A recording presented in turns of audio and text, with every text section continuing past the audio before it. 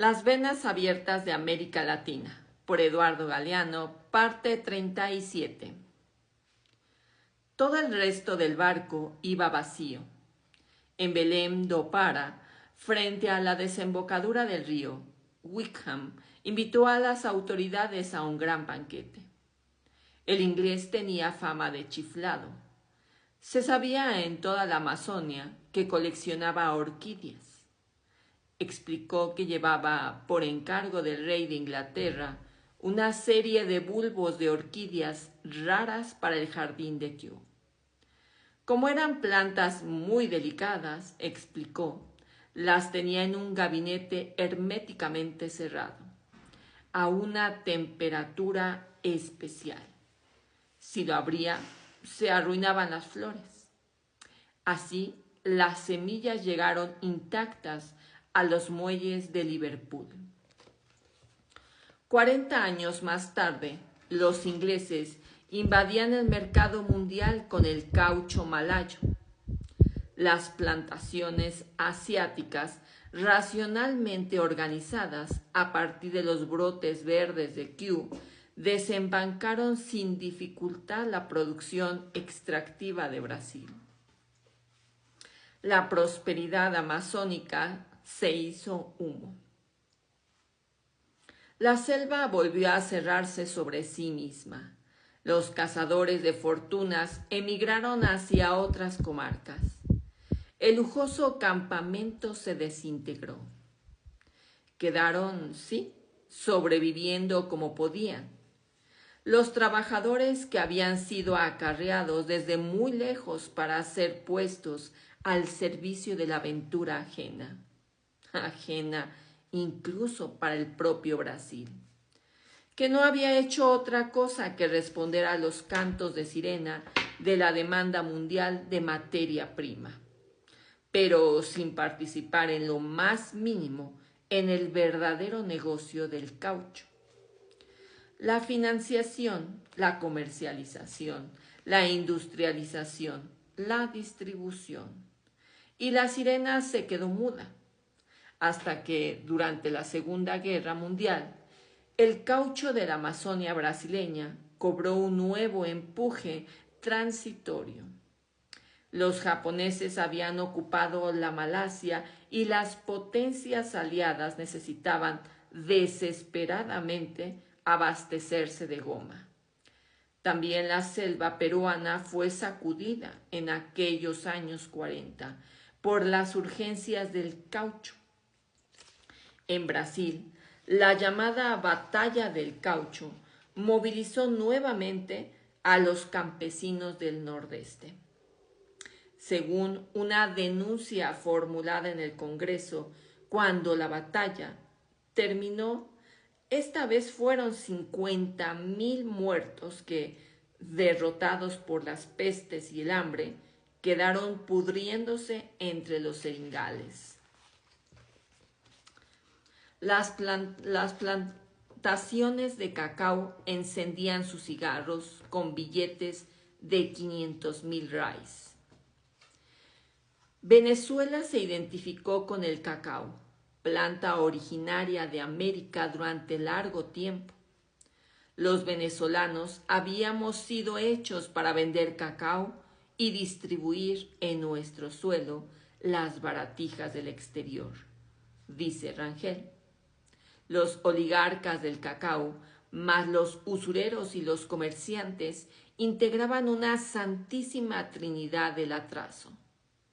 Junto con el cacao, formando parte de su cortejo, coexistía la ganadería de los llanos, el añil, el azúcar, el tabaco y también algunas minas, pero Gran Cacao fue el nombre con el que Pueblo bautizó acertadamente a la oligarquía esclavista de Caracas.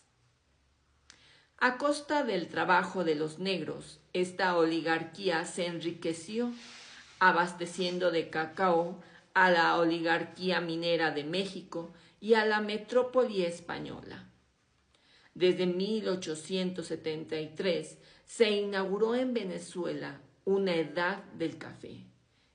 El café exigía, como el cacao, tierras vertientes o valles cálidos. Pese a la irrupción del intruso, el cacao continuó de todos modos su expansión, invadiendo los suelos húmedos del Carúpano. Venezuela siguió siendo agrícola, condenada al calvario de las caídas cíclicas de los precios del café y del cacao.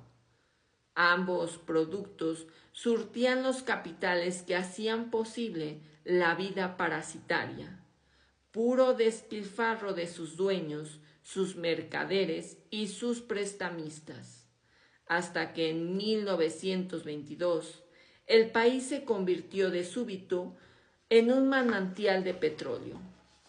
A partir de entonces, el petróleo dominó la vida del país.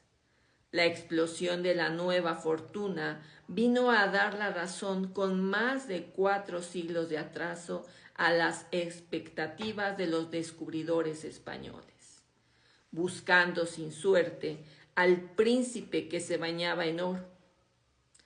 Habían llegado a la locura de confundir una aldeula de Maracaibo con Venecia, espejismo al que Venezuela debe su nombre.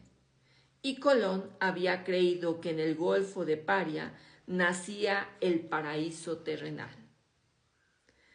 En las últimas décadas del siglo XIX se desató la glotonería de los europeos y los norteamericanos por el chocolate. El progreso de la industria dio un gran impulso a las plantaciones de cacao en Brasil y estimuló la producción de las viejas plantaciones de Venezuela y Ecuador.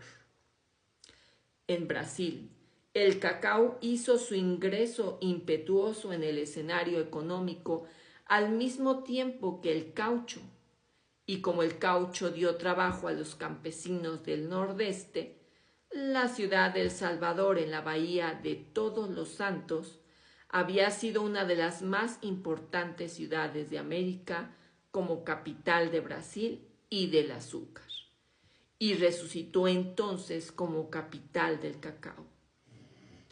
Al sur de Bahía, desde el Reconobaco hasta el estado del Espíritu Santo, entre las tierras bajas del litoral y la cadena montañosa de la costa, los latifundios continúan proporcionando en nuestros días la materia prima de buena parte de chocolate que se consume en el mundo. Al igual que la caña de azúcar, el cacao trajo consigo el monocultivo y la quema de los bosques, la dictadura de la cotización internacional y la penuria sin tregua de los trabajadores.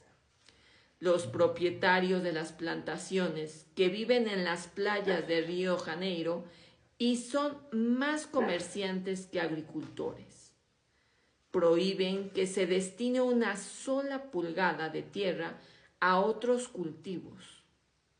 Sus administradores suelen pagar los salarios en especie, charque, harina, frijoles. Cuando los pagan en dinero, el campesino recibe por un día entero de trabajo un jornal que equivale al precio de 1 litro de cerveza y debe trabajar 1 día y medio para poder comprar una lata de leche en polvo. Brasil disfrutó un